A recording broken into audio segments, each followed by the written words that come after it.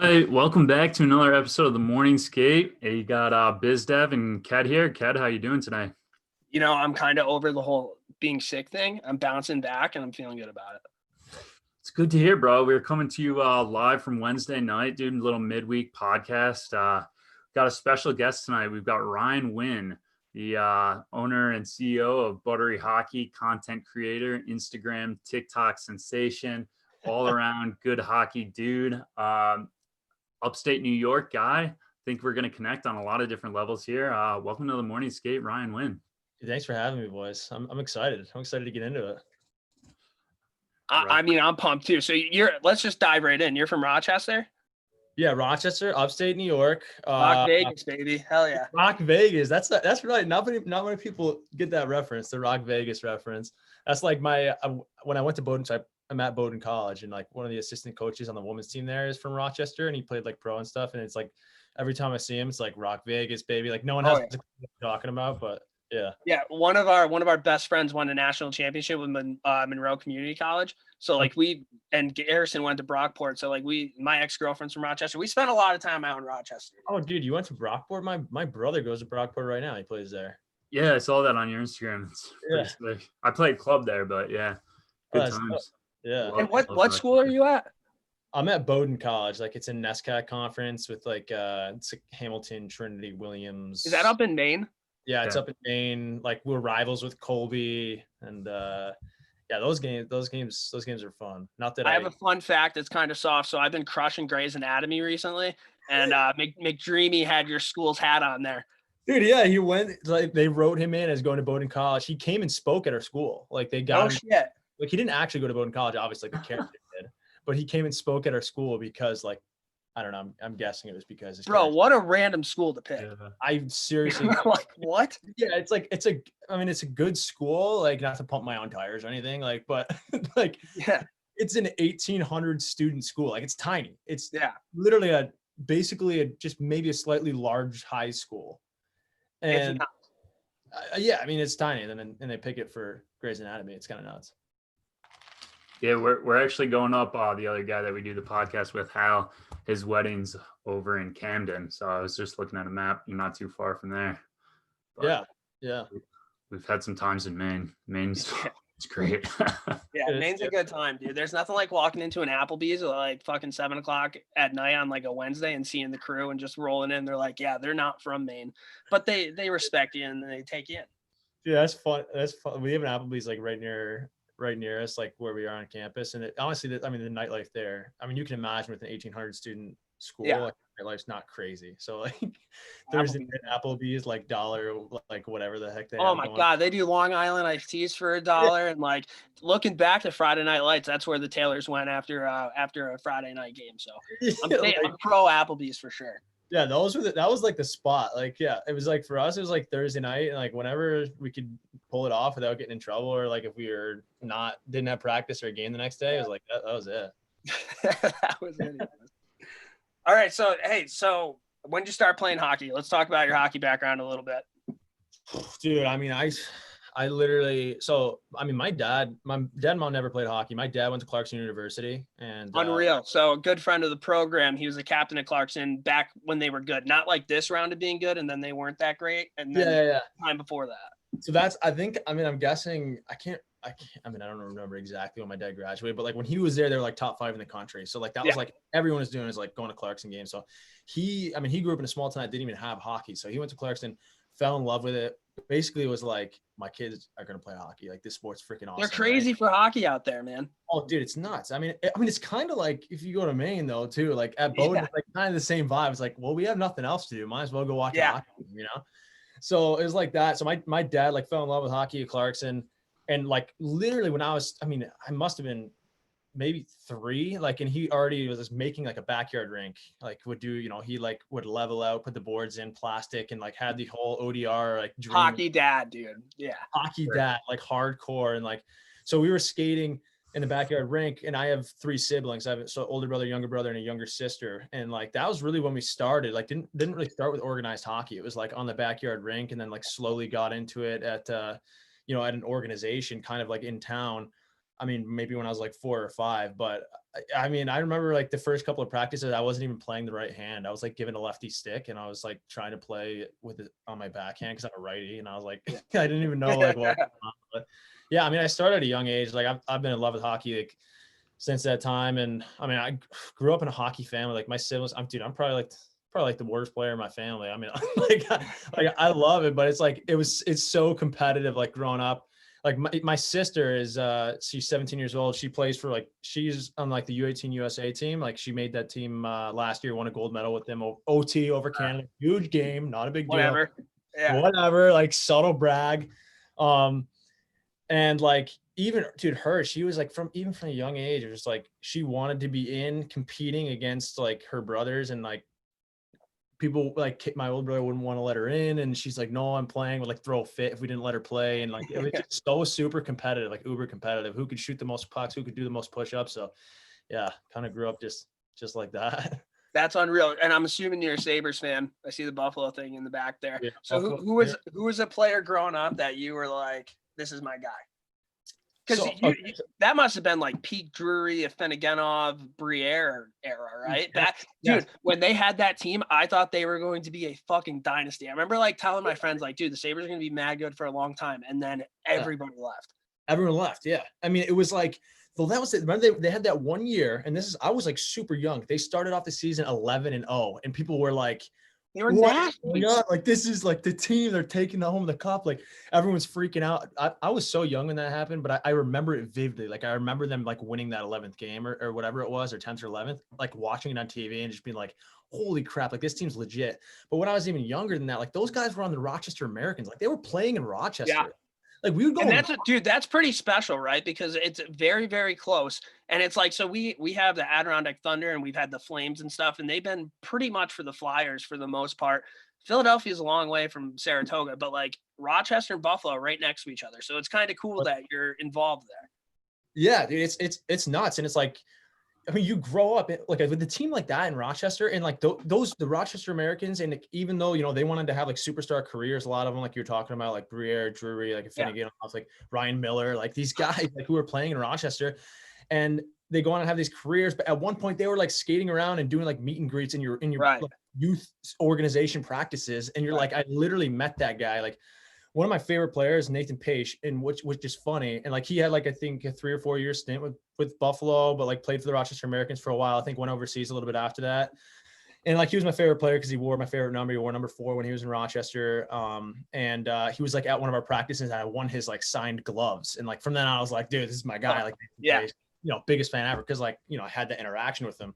He was a defenseman, I was a defenseman.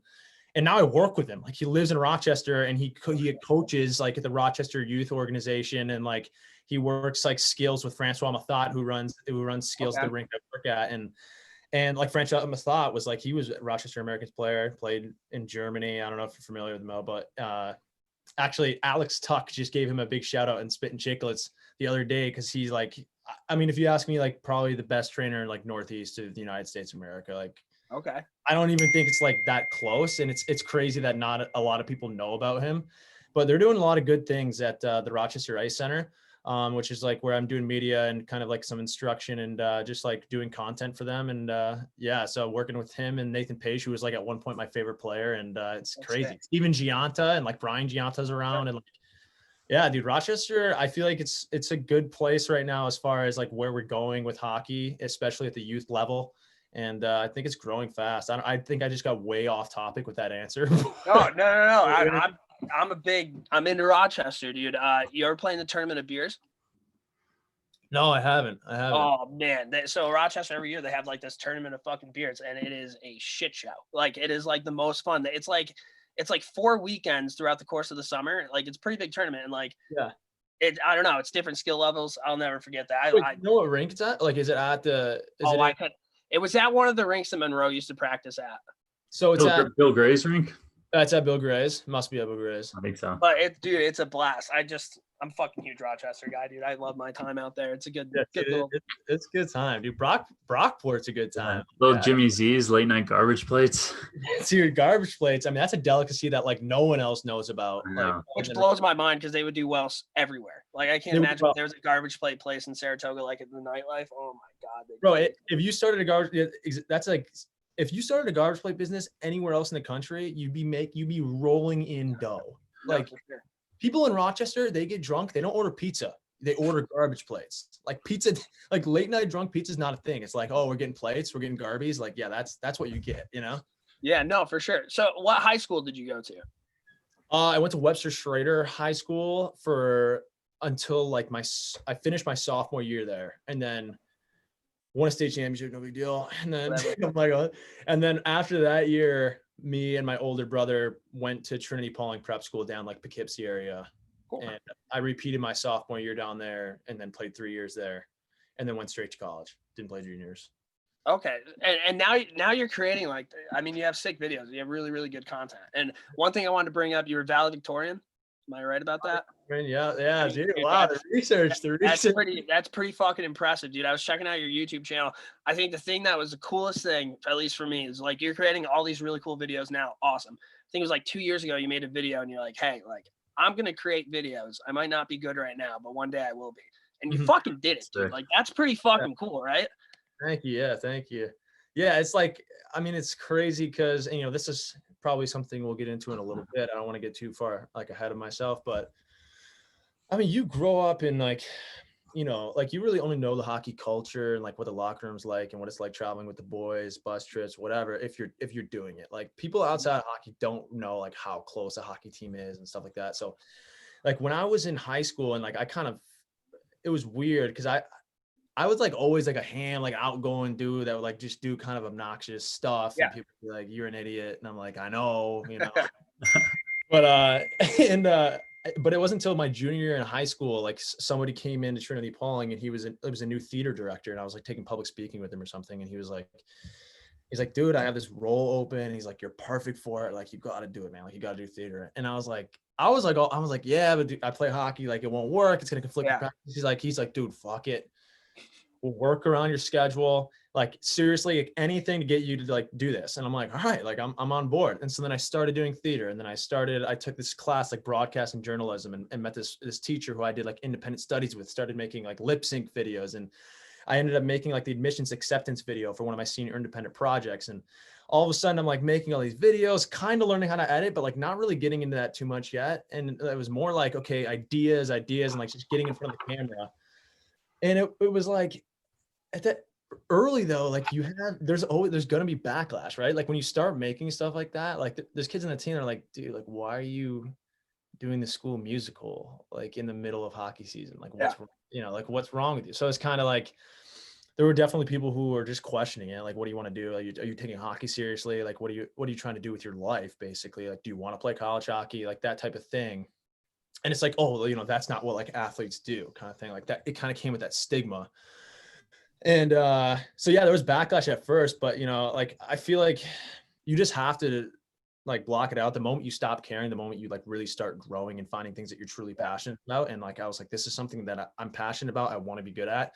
And I just like kind of stopped listening. And the more I did it and the cooler it got, the better I got at it. And like the more attention the videos started to get, people kind of started to jump on board, and they were like, okay, dude, like I see what you're doing. I see where you're trying to go with these things. And I got to college and it was like the same thing all over again. Like I started doing vlogs for the first time, like on my own. Mm-hmm. First time I brought out my camera, it was like literally, I think got the camera slapped out on my face. It was kind of like, what the fuck are you doing, bro? Like, like get that camera. Cause I was like healthy scratch. So I'm like, dude, I'm going to make a video cause I'm healthy scratched anyway. Yeah. So like, you know, I'm like going to use my free time, like whatever, like big rivalry game. So I get the camera out and it was like backlash immediately, but then kept doing it. Like a couple months later, like all the boys wanted to be in on the videos. And then the new classes coming in, like would see him, you know, that's like, they're looking at Bowdoin College hockey on YouTube. And it's like, my blog's the first thing that pops up and they're like, oh fuck, like this shit's cool, dude. Like I want to be a part of this kind of thing. So like the class below me right now is like, they're like content machines. Like anytime I need someone in a video, they're like, oh dude, like, let's go, jumping in on board. Like, what do you need? So we did a bunch of videos with them, but Dude, that's fucking sick. Well, first off, we have two things in common. I was Peter Pan in the 5th grade play. And the whole lip syncing video thing, dude, that used to clean up on Facebook walls back in like before any Tinder or like Hinge or anything like that, dude. He's fucking clean up. 2008 Ked was just Facebook wall videos on every girl. Yeah, dude, I should have been fucking younger. Like, fuck. Dude, like, but that's something I was gonna ask you about. I was gonna ask like what the boys think in the locker room, like if they ever get a hard time, and even your coach, dude, like he must be using this as recruitment. Like, because I know that when we played at Siena, there was like this one video that I was interviewed in, and I thought like I was the fucking man, and it was nowhere near the videos that you do. So like, dude. Yeah, I mean, it's like that's how I kind of pitch it to him, right? Because I understand like that people don't necessarily want to be in the spotlight when they're trying to like take the season seriously and like winning seriously. And it's like, dude, I think if you'd ask any of my teammates, they'd ask like how much I cared about winning. Like they would put me like as one of the top. Like, I mean, it's not like my effort wasn't there because I'm like all videos and doing that. Like I was so focused on winning, like. And like for me, like I didn't play, like I'll be up, dude. I straight up like didn't play a lot. Like I didn't get a lot of playing time. I was like a healthy scratch, like practice grind guy. Like when I did crack the lineup, I was like a 7th D man. Like I'd get the occasional shift to give somebody a rest. But that's when you have to be like super dialed in. Otherwise, you're just never gonna fucking play. Right. Like I was like the fucker in practice who like went after the skilled guys because like I had something to prove and I was like I'm gonna make it really hard for you to play against me. Yeah, and you're from Rochester. You fucks are so hard to play against. It's stupid. I fucking hate playing in the tournament. And there's Rochester kids because you're gonna get fucking slashed and you're gonna look at them and you're gonna slash back and they're like, "What? I'm just playing hockey." And it's like, yeah. Like, dude, what are you complaining about, bro? Yeah. Like, yeah, that's what it is too. Like I literally would get in like, I mean, I'm like good friends with him now, but my sophomore year, this kid below me who's like super skilled guy, extremely fast, way faster than me. Like no way I could play him without playing dirty or like taking a body on him. And like I didn't look at it as dirty, like other people might have looked at it as dirty, But I have a feeling you just played practice if they were games. Oh yeah, that's how you get better, and that's something that like I think coaches around like the world. Honestly, I've never really had a coach in practice. I had one that was like, you got to practice here, and like, dude, our team was dog shit, but like when we played people, we made it tough as fuck. Like that's huge. Yeah. I mean. That's what became my game in college. Like it was funny because like in high school, like I looked at myself as like a skilled defenseman. I was like, I'm like, I try to make plays happen, possess the puck, stuff like that. It's like I got to college, it was like, figure out your role, like chuck your ego out the door and like figure out a way to kind of like make a difference in practice. And so that's kind of like what it became. And I remember like talk about like intensity in practice. It was my sophomore year, and it was an optional practice the day before Thanksgiving, literally a Wednesday morning optional practice. There was 10 people there and I was just there because like I wasn't going that far for Thanksgiving. So I'm like, oh, I'll stay work out, like, whatever. Play some hockey. Yeah, play some hockey. Like maybe I'll get some goodie points and crack the lineup next game. I don't know. Who knows? So I'm staying there, dude. And I'm going like, I'm not going to go out and practice. Even I don't care if it's optional. Like I'm not going to go out and like half-ass it. And like, dude, I'm like going out. I'm like going to go hard. Like I'm here. I didn't stay here to half-ass it, Right. So I'm going hard. We go down and like it's like literally like a 2-on-2 down low, which is physical. Like you're doing a 2-on-2 small ice game down low, it's physical. And like this skilled guy, I'm matched up against him, and he's faster than me. He's like quicker on his edges, and so like I'm taking the body on him, and like I'm clipping him when he's coming through the slot. And like, dude, kid, I mean, sooner or later he's like he has enough. Turns around, literally like I mean. Shoves me. I think it was the start, and I just shoved him back, and then he just threw a punch. Like, I mean, I wasn't even expecting it because, like, for me, it's like, oh, that's how I play every day, like whatever. Yeah. Throws a punch. I'm like, oh shit. Like, I'm like, I'm in one right now. Here's the messed up part though, is that like, I didn't take the time to like take care of my gear because I'm like, I'm a grinder anyway. Like style points for me, like non-existent basically. So that cage on my helmet that day was hanging on by like one screw that was barely in. Dude, he ripped my cage off my helmet like 3 seconds in. And so he's got a cage on and like, there's no way I can punch him. And I'm like, about to get blasted in the face because my cage just got ripped off. Like, so I'm just trying to protect myself at this point. Cause I'm like, I'm not trying to get bundied in the face. And like something that, I basically started an optional practice before Thanksgiving. And, like they kind of like coach just kind of like let it go. And then like, I think like it was like the captain or somebody else, another like senior or something kind of ended up coming in and like breaking it up. Cause it basically became a wrestling match. Cause I didn't want to separate. I'm like, I didn't want to get punched, but, Yeah. Coach just ended practice after that. That was it. I mean, like, it sucks playing against, but like Garrison and I, we played with this one kid, Gallagher, who is a defenseman, very, very soft spoken, but in practice, he was such a fucking dick to play against. And he didn't even like, he wasn't doing it to like be a dick. Like, he was just playing super fucking hard, but like one of our best defensemen. And when he was out there, we knew what we were getting. So, and and it makes everybody around you better in practice. Yeah. It's like, 100%.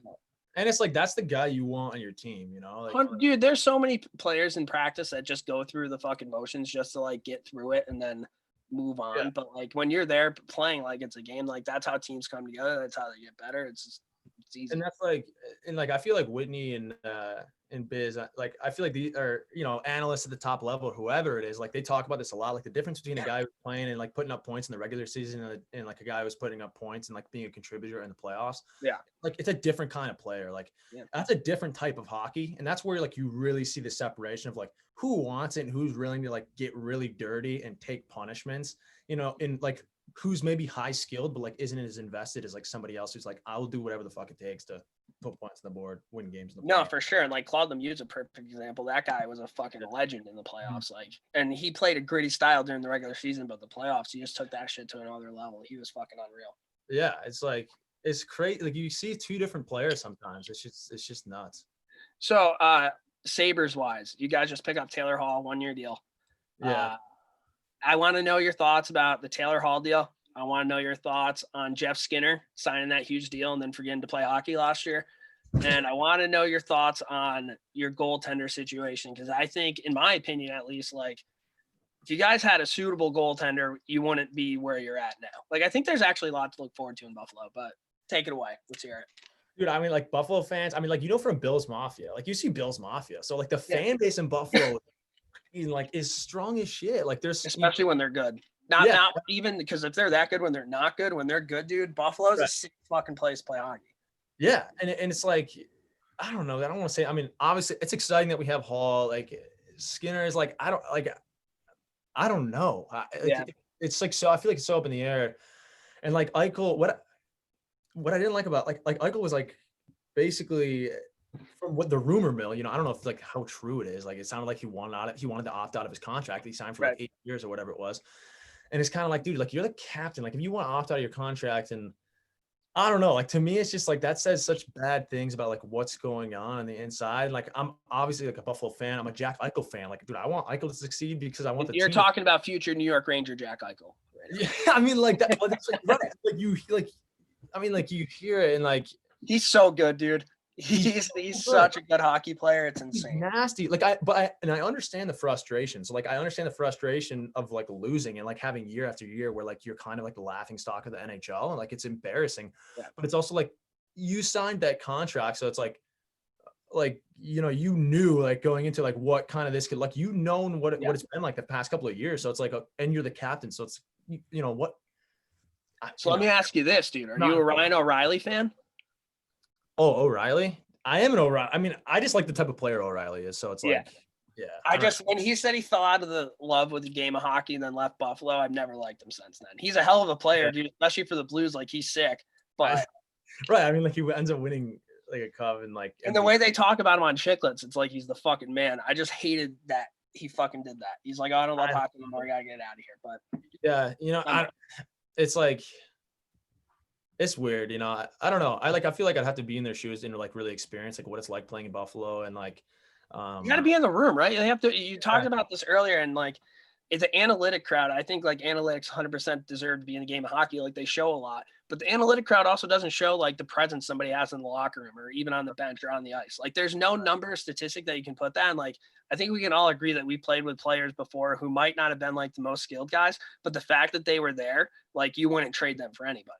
Oh yeah, 100%. But there's not a number you can put that to. So like a lot of the times, like these guys that the analytic people hate, like they don't know what's going on inside the locker room. Like you can't take the heart out of hockey. Like that's like yeah, dude.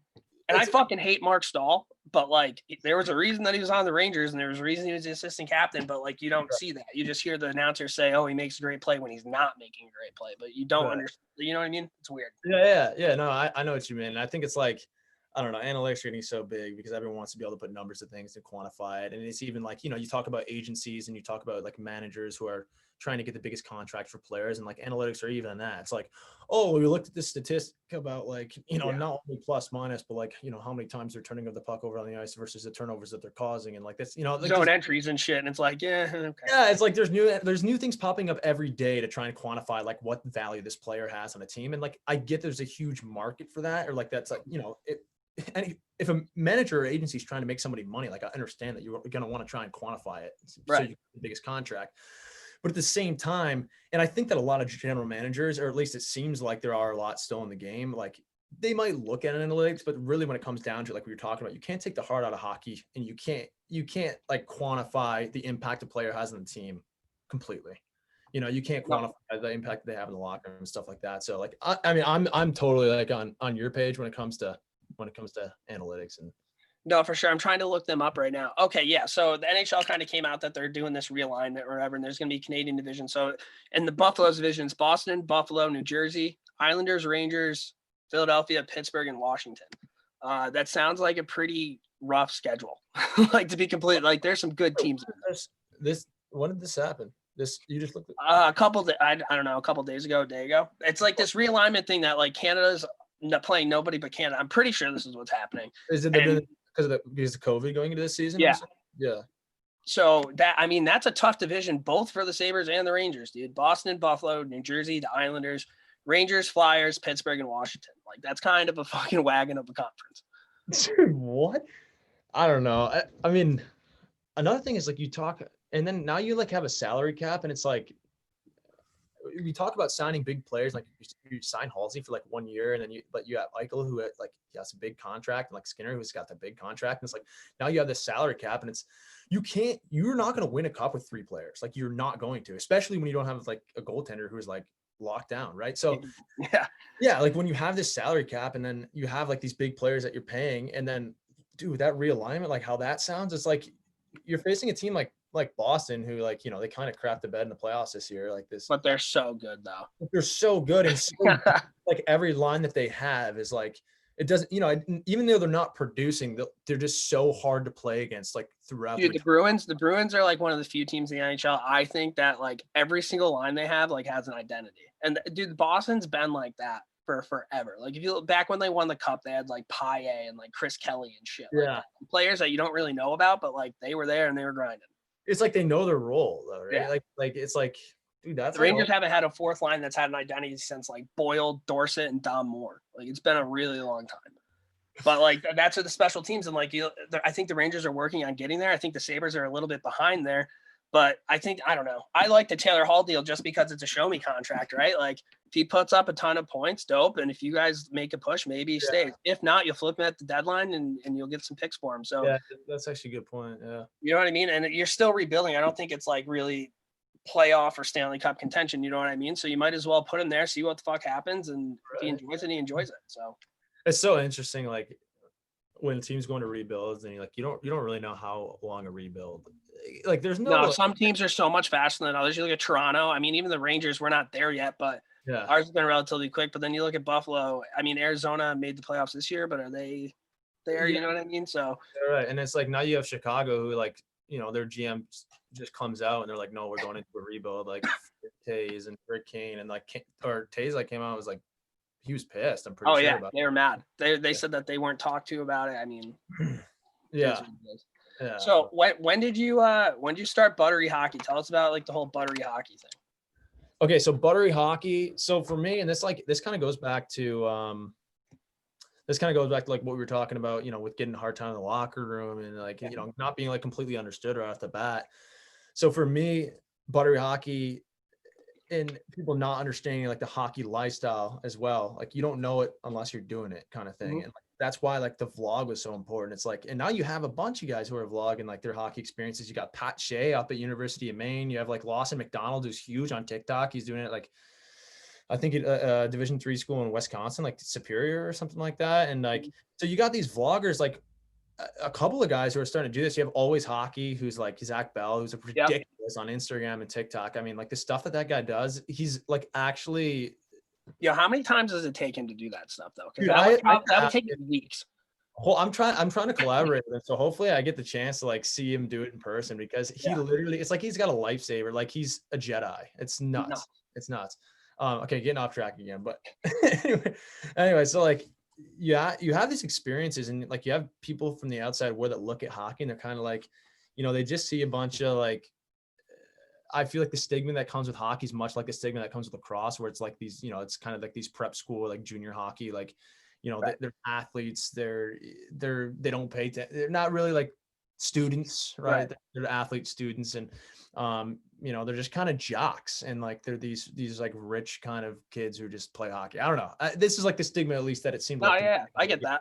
And you don't really like experience the culture, like what's happening in the locker room and like how close these teams are. Like I played sports across the board growing up. Like I played basketball at one point, I played football at one point, I still play baseball in college, and like no team is like a hockey team. Like it's so ridiculous how close hockey teams, and like how it's like a family. It really is. Like, 1980, the Miracle movie, like because we're a family, Herb Brooks, like that's so freaking true.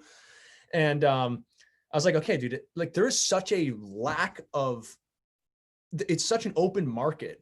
Like like there's no hockey media like there is for like young gamers who are playing like COD and Fortnite, or like destroying, like making football content, or like people who are doing vlogs for like the other sport, or like, like the culture in like college basketball, people making mixtapes and like all this stuff. Like, there's none of that in hockey. Like, where is this? Like, it's such an open market. And then on top of that, it's like you have these top athletes who, like for the most part, they look like pylons. Like they're so stiff. Like you're not showing off their personality. Like you're making hockey seem so boring, and it's not boring. It's like it's the lead, like the most opposite of boring ever. Exactly. And it's like somebody needs to jump on this, do a better job of marketing, of showing like the personality of these guys in hockey. Because I've known so many guys and hockey players, and I seriously don't know if I know like a single dry, like, oh, he's boring. Like, seriously. There's no, like, doesn't exist in hockey. Like you can't be a hockey player at like a high level. And the NHL doesn't do anything. I think the Bruins have like this Inside the B show, which is kind of cool, where they do outside stuff. The Rangers have something, but it's always so fucking staged, and it's like the same questions always. It's like it has to be so professional, and like like my daily routine, like I eat spinach in the morning with like my eggs, and I count my macros. It's insane. That's why I like Biz and Whit, because at least they bring something out of the people. You know what I mean? Yeah, it's like, right. They're talking about, after winning the cup, like, oh, did you actually piss yourself when you were in Tampa Bay on the boat? The Jeremy Roenick prank story is one of the. I was at work listening to it, laughing out loud, like audibly with my headphones on, and people are like, "You all right, dude?" I was like, dude, like that's like the pranks that happen in hockey. Like apparently Fleury's like a huge prankster, right? Like you don't really know. Like I guess you see like something come out every now and then, but like that's stuff that people should. You want to know.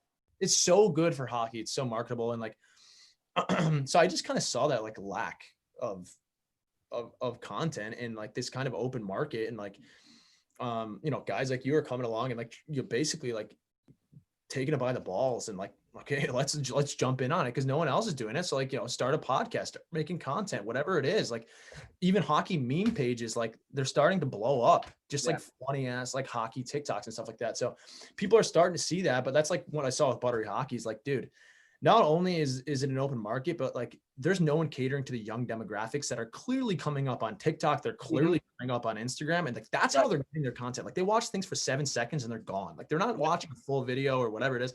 So I'm like, dude, Buttery Hockey, that's it. I have to try and like basically get younger demographics, like get people to see the beauty in hockey, like how funny it is, how outgoing these players are.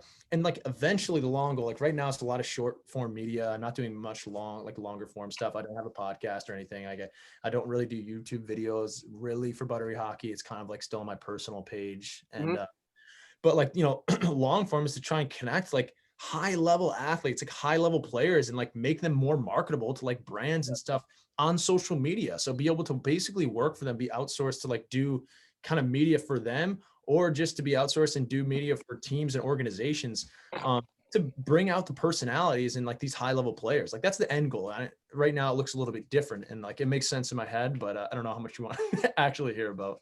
No, dude, I mean, you're so right. And I do social media for this one company, and I just actually presented to our CEO like a social media type structure with TikTok. Did you know the average TikTok person is on their phone on TikTok 52 minutes a day? That's insane. It's crazy. like almost an hour of their day is consumed on TikTok. And you're right, dude. Like now is the time to start getting the younger demographic because like it makes, and they're all on TikTok. So what you're doing is like, it's genius. It's good shit. And it's quality content too. Like you're not just putting shit out to put shit out. Like you're spending time like working on it. Yeah. And that's like, yeah. And like, that's for me, it's like where it's almost like hit or miss. Cause like I'll spend so much time like making like a cool montage or a cool response video, you know, trying to clap back at someone, you know, of course, like, you know, there's always going to be hate. So it's like fun to respond to these things. Especially you know, in hockey, like everybody busts balls, dude. Like yeah, that's Oh, it chirps everywhere, right? Like, and I'm always like, I'll chirp back, but I feel like people sometimes don't like realizing I'm like chirping them back, like in a sarcastic way. So like they'll like take it seriously. I'm like, dude, like, dude, the thing is like they can chirp you all you want, but like with the amount of views that you're getting, clearly people want to watch it. Oh yeah, I mean, like, yeah, dude. I mean, I'll post like a skills video, and it'll be like, you know, someone will look up my stats in college, and I'm just like, buddy, like that's public knowledge. Like, figure out something else to chirp me about. Like, I get it, buddy. Like, I was a bench warmer. Like, I'm self-proclaimed bench warmer. I'm talking. Well, when I played in college, we had a player program. We had to like provide stats for our previous year to go into like the media guide, and I had no stats. I put that I led my team in block shots the last season. So like, bro, like I'm right there with you. You got like the bench warmers things, like, oh, pretty much, dude. 6 broken windshields, 3 dead squirrels. Oh yeah, he's wicked good on the penalty kill though. Watch him. Oh my god, yeah. But it's, I mean, yeah, that's kind of like how Buttery Hockey was born, and then I just kind of slowly began to take it like a little bit more seriously. Like, got the LLC on it, and like started making some like design. I got the logo design, started doing like a little bit of like merchandise, and I don't know, it's kind of sticking. Like people like it. We did a couple of wax reviews, and like that blew up. People really like when we review wax, I guess. So I don't know. I don't know. So since we've started this, like we can hook you up with huge contacts, like not like a ton of contacts within the hockey community. We started doing like these podcasts on Wednesdays where we interviewed like either a small business or somebody up and coming, like, cause it's cool to hear everybody's story, right, dude? Cause like we're all like pretty much the same, but it takes us different routes to get to where we're at. Yeah. And I don't know, dude. I think, do you know the Just Dishing boys? Dude, yeah, it's actually I was just talking to his name's, it's Matt, right? Matt Yep. Yeah, and yeah, because he freaking, actually I have him right here. He started the official skate skins company. You guys see that official skate skins? Yeah, so you got like these to put on your boots. We got the 69, it's hilarious, buttery beauty. Yeah. So he got those, and like, yeah, he's an absolute dude. Yeah, I talked to them over FaceTime and like saw this. I was like, dude, this is actually, what's funny is I showed a couple people and they're like, dude, this is stupid. Like, it's not gonna stick. That's hockey. Nobody likes change, man. Like that's change. Like that's. And then, dude, you see what Bauer did like 2 days later?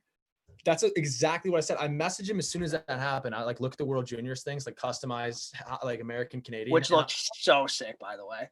Yeah, they look nasty. But all I'm thinking is like, to get your boot customized like that by Bauer, shit ton of money. No, for sure. You can get these customized and they're removable, and you can get new ones if you change teams and stuff like that.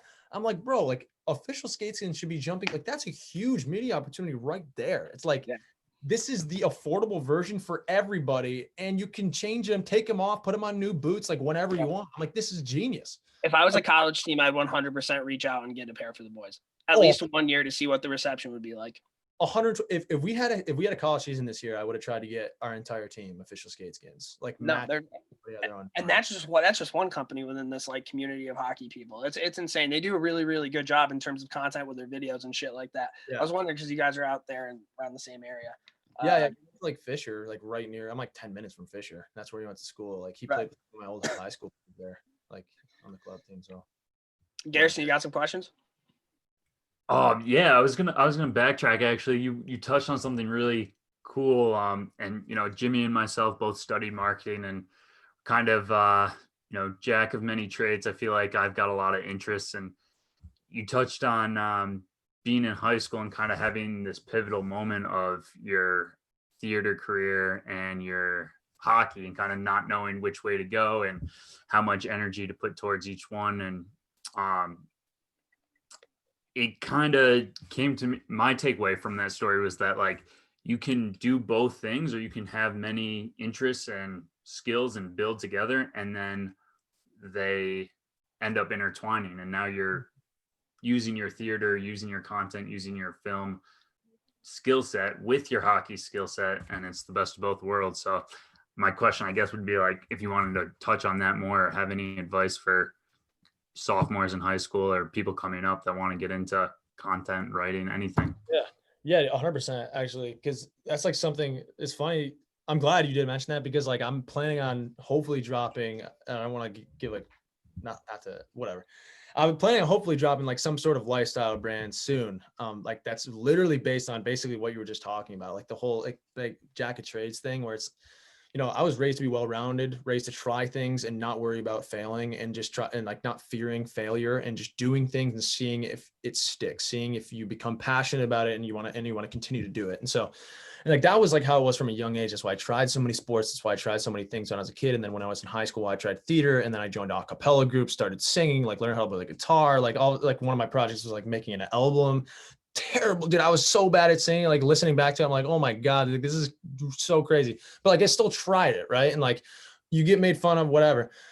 But trying all of these things, and like to me, I still feel like I'm doing a million different things. And like, if you ask my dad, if you ask somebody looking from the outside, it's like, dude, you're bouncing around everywhere. Like what's going on? But like in my mind, it's all connected. Like what you're just saying, it's like everything kind of interweaves itself, and they start working together. And like I feel more like an entrepreneur right now than even like a content creator, yeah, marketing, like advertising, but like almost more like an entrepreneur, just because I'm kind of like in all these different things. And it's starting to connect more, but it's like I still feel like I'm figuring it out. Like I know where I'm going, but it's like I don't know exactly what the path looks like. You know what I mean? I think, yeah, I'm sorry to interject, but I think it's just important, like mentally, when you're doing all these things too. Like I find myself like almost judging or being like, oh no, like I'm not putting enough into my 9 to 5, or like this morning skate's taking too much time out. But every other, passion project or whatever I do, like I literally sold a machine for my 9 to 5 through somebody that I met through the hockey, and like everything. Yeah. And then I use a lot of the marketing stuff that I'm learning through editing the videos through the morning skate with the social media marketing that I do in my 9 to 5. So it's like, that's how I pretty much got my job, was the morning skate. And it's just, and everything just kind of builds off. Is because like you guys clearly you're passionate about morning skate, right? Like this is like something you're extremely passionate about. And it's like, that's why, I mean, it's still not about money. It never has been about money. And for me, it's always just been like, doing what you're passionate about, doing something. It's a cool extra bonus though. Oh yeah. Yeah.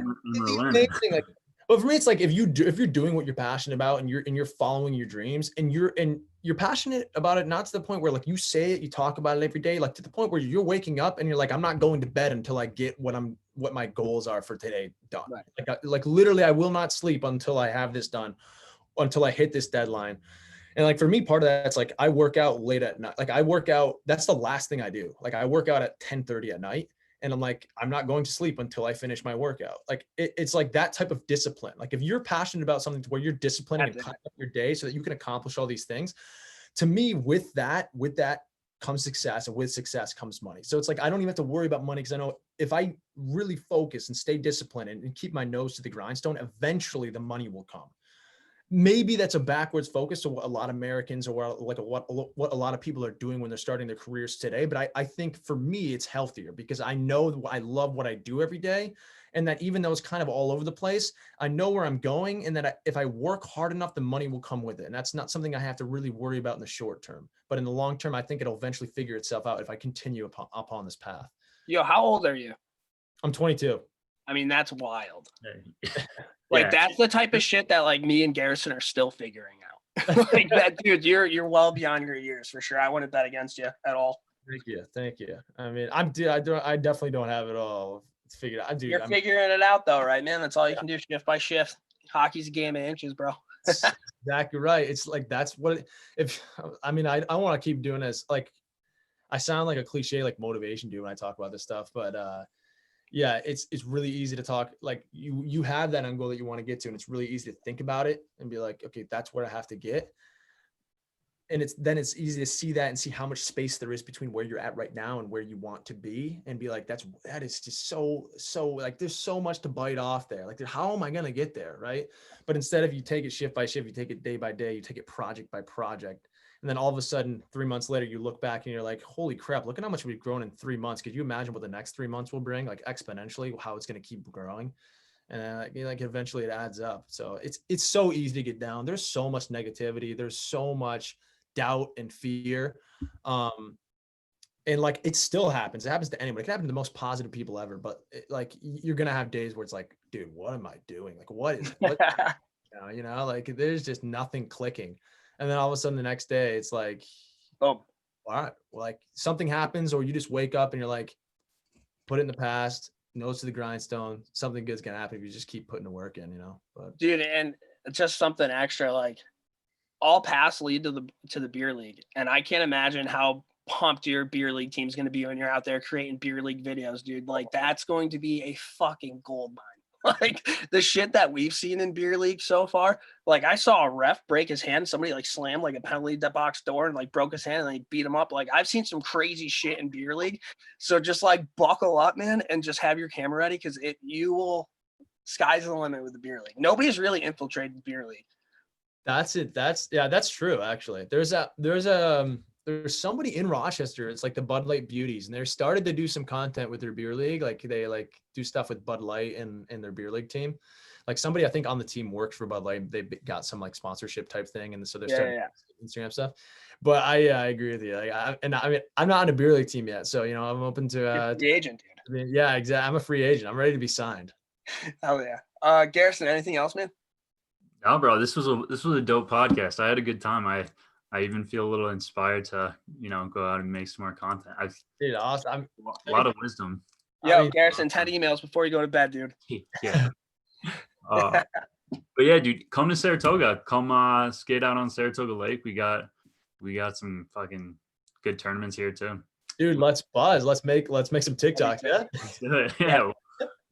I mean, the lake is like pretty close to his parents' house. We Like have my a favorite good thing time. ever. Yeah. Dude, that'd be dope. Actually, I'm 100% down. I mean, I'm like taking classes online again this semester to finish up. So I'm floating around. I'm anywhere. All right, cool, awesome, guys. And that was Ryan Winn. Where can people follow you? You can follow me. So my personal account on Instagram and TikTok is at RyanWin44, and then Instagram and TikTok for Buttery Hockey is just at Buttery Hockey. So either one.